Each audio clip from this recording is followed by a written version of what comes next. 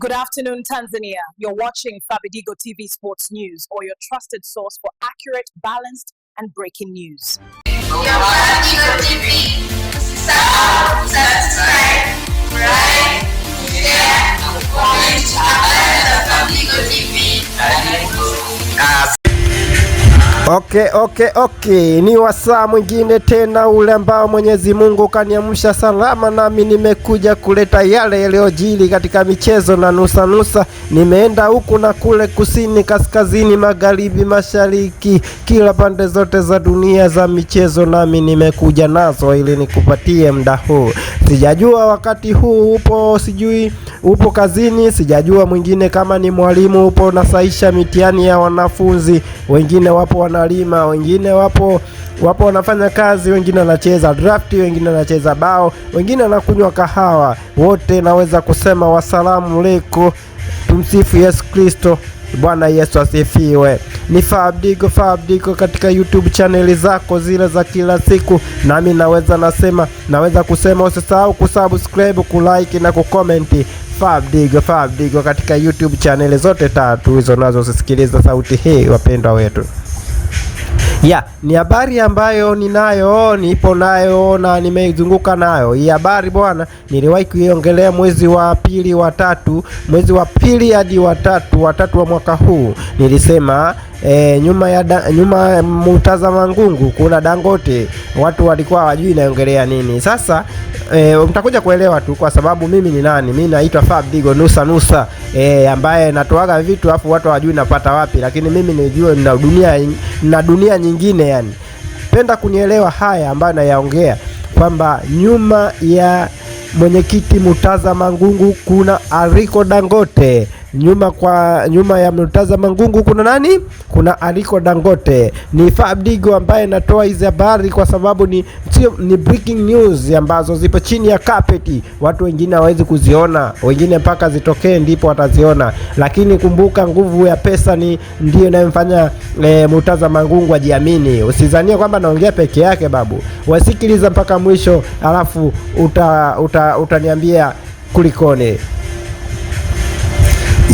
Baada ya kuonekana juzi Murtaza Mangungu walitisha kikao kule Bunju kwa ajili ya kuteua viongozi wengine wa bodi ya ukurugenzi, lakini pia ikaonekana baada ya hiyo kikao alikuwepo anaitwa Clatous Magori akichukizwa na kikao hicho, na akisema hicho kikao ni batili wala sio kikao. Lakini hapa tukaona ya kwamba kuna viongozi wawili ambao ni Simba ambao ni Clatous Magori na Mangungu ni watu ambao waelewani. Wanaonekana sasa hivi hata vyombo vya habari, redio, wakiwa wanaojiwa, kila mtu anaongea kivyake. Lakini Mangungu anasema yeye ndo Simba sababu yeye ndo mwenyekiti wa Simba Football Club ambaye amechaguliwa na wana Simba ili kuendesha Simba. Ana uwezo wa kufanya maamuzi yoyote kulingana na katiba ya Simba, yani kwamba anaweza kumtoa kiongozi au kumteua kiongozi yoyote. Katiba ya Simba inasema inamtambua Murtaza Mangungu kama ndo mwenyekiti na ndo mwenye Simba yake, maana hata mwekezaji yoyote anayeenda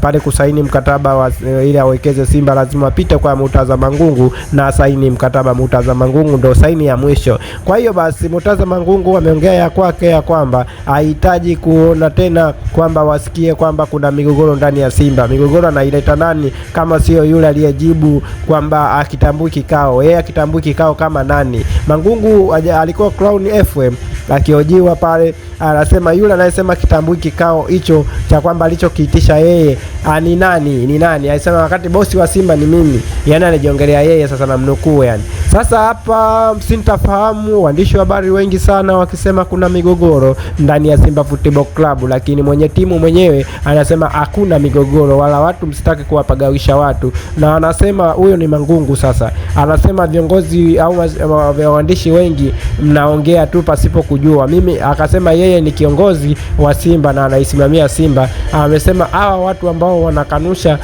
uteuzi wake, ina maana wanamdharau kazi yake, na ni watu ambao wanafanya kazi ndani ya Simba. Wakumbuke kwamba wao hawana mamlaka ndani ya Simba. Mwenye mamlaka ni mwenye klabu ambaye anaitwa Murtaza Mangungu, yeye mwenyewe akijiongelea. Akasema kwa namna hiyo, yule anayetangaza kwamba kuna migogoro ndani ya Simba ndo huyu ana migogoro yake binafsi, sio Simba yenyewe. Sasa sisi mwanzoni tumekwambia kwamba Murtaza Mangungu apata wapi kibali hiki na kujiamini huku, wakati mwanzoni alikuwa atoke kwenye media na kuongelea haya ambayo anaongelea sasa hivi. Yameiva yale tuliyowaambia mwezi wa 3, muda huu ni mwezi wa 8, tunaelekea Simba Day tarehe 8, lakini tunaelekea na ngao ya jamii ya watani wa jadi Simba na Yanga, lakini yote kwa yote tunaweza kukwambia haya yaliyopo kwamba ngao ya jamii itachezwa na Simba na Yanga katika uwanja wa Aman Stadium kule Zanzibar tarehe 12 mwezi wa 8 mwaka 2026 ili kuikaribisha ligi ya 2026-27 ligi ya NBC. Leo na kuletea haya yaliyojiri, nami nikiyapata na kuletea wazi na mwaga kama mchele unaomwagwa kwenye kuku wengi. Habari hii inakuja kuonekana kwamba kujiamini kwa Murtaza Mangungu inaonekana kwamba kuna bosi nyuma yake, kama vile tulivyowaambia mwezi wa 3 Fabidigo TV kwamba kuna Aliko Dangote anainyemelea sana Simba ili aweze kuwa mdhamini wa Simba Football Club, lakini anachoshindwa kuingia moja kwa moja kwamba kwa vile yeye sio Mtanzania. Kumbuka tulinukuu hivyo na kuongea hivi, kwa vile yeye sio Mtanzania, pale Simba Football Club kuna tajiri Mohamed Dewji ambaye yeye anajua aingilie wapi atokee wapi, aingilie kwa kiongozi yupi atokee wapi. Kwa Mohamed Dewji anaonekana ndo kipingamizi cha Dangote kuingia Simba Football Club, lakini ukweli ni kwamba Dewji akijingua tu, yani kaonekana yupo karibu na magoli, yani nakwambia anaondoka, kwa sababu nilipomsikia na kumuelewa Murtaza Mangungu anaongea kwa kujiamini, akasema yeye ndo mwenye timu, kwa sababu kwamba kama ndo mwenye timu yeye ndo ana uwezo wa kumsainisha mdhamini yoyote, na anaonekana sasa yuko serious yani manake kwamba huyu kuna sehemu anajivunia. Kujivunia huko amemwona kuna mabosi, na katiba ya Simba mpya hii inaruhusu kuwa na wadhamini watatu, sio Mo Dewji tena tulivyonjua. Yani wadhamini watatu wanatakiwa waidhamini Simba Football Club. Kwa hiyo basi yani Mohamed Dewji ili aweze kuwa na kuendelea kuwa Simba lazima yeye amheshimu Murtaza Mangungu, kwa sababu Murtaza Mangungu mpaka sasa hivi ndio mwenyekiti wa Simba na uchaguzi wa Simba bado hivi, nakwambia ukweli.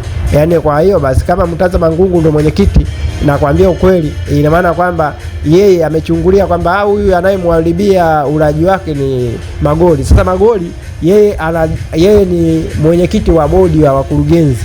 Bodi ya wakurugenzi maana yake kwamba ni wakurugenzi ambao ni wadhamini. Sasa wadhamini hao wanaweza kuvutwa kazi na Murtaza Mangungu, maana Murtaza Mangungu ndo mwenye timu, ndo yeye ambaye amesimama badala ya wanachama, yani yeye yule ndo Simba. Kwa hiyo yeye ana uwezo wa kutumia wasifa wake kama rais wa timu au mwenyekiti wa timu kufuta hata timu kama inafanya vibaya, atalaumiwa yeye, lakini atafanya maamuzi anayotaka. Kama mnanielewa hicho ninachokiongea, ni ambao ni wachambuzi wa huko migawani huko na wachambuzi wa kwenye kahawa ambao mnanisikiliza sasa hivi, naongelea ukweli. Yani kwamba hata kama yeye Murtaza Mangungu mnahisi labda ni mbaya, lakini yeye ndo aliyekalia kijiko kile, aliyekalia kile kiti, kwamba anaweza kufanya vyovyote anavyotaka. Sasa vitu ambavyo mimi nimevipata kwamba yani mpaka anaongea juzi, ina maana kwamba yeye ana nguvu kubwa, kwamba kuna mabosi wamemfuata Murtaza Mangungu kama mwenyekiti wa Simba ili waweze kuwekeza ndani ya Simba. Sasa na hapo ameamua kufanya hivyo ili amwangalie Mo Dewji atakuwa upande gani. Akijikoroka tu Mo Dewji kujifanya eti anamfuata magoli, ana kazi pale. Mohamed Dewji anafukuzwa kama kuku, sababu sio timu yake. Timu ile ya Mangungu ndo aliyeteuliwa, ndo aliyechaguliwa na wana Simba. Kwa hiyo mimi nimeleta hii vitu kwa wale ambao wanapenda kusikiliza michezo na uchambuzi. Mimi ni mwandishi wa habari, hivi ninavyokuambia ukweli kwamba Murtaza Mangungu apata kiburi kupitia Aliko Dangote yupo nyuma ya pazia. Yani yupo nyuma ya Mangungu. Kwa Mangungu pale anaongea, anajua Simba haiwezi kuteteleka hata Mo akiondoka, kwamba wapo mabosi zaidi ya Mo, ambayo Aliko Dangote ndo tajiri wa kwanza Afrika. Kwa kama unasikia kwamba Afrika na tajiri namba moja ni Aliko Dangote, huyu jamaa Mnigeria aliwahi kutaka kuichukua Arsenal, lakini kashindikana kwa sababu ya kumuona ni Mwafrika ngozi. Sio, unajua wale wa Uingereza wale ubaguzi wa rangi. Alafu kama mtu kama alitaka kuichukua Arsenal wanakotumia dola au paundi, je, atashindwa kuidhamini timu ambayo inatumia shilingi? Yani paundi moja sasa na shilingi 3200. Haya, sasa wewe atashindwa, alienda kutaka kuidhamini Arsenal, atashindwa kuidhamini Simba, ambaye Simba yani ukiipa bilioni 3 ni hela kubwa sana, au bilioni 4. Sasa kwa Dangote ni kitu cha kawaida. Kwa kama mimi unanisikiliza hapa, mchambuzi Fabidigo, unaweza kusikiliza uchambuzi kwa ukweli na uwazi. Ni ukweli na uwazi. Wananchi wanalia, wanashindwa kuvumilia. Ni ukweli na uwazi. Aliko Dangote anakuja Simba Football Club kupitia Murtaza Mangungu. Nilikuwa naimba kidogo kama Juma Nature kule boss.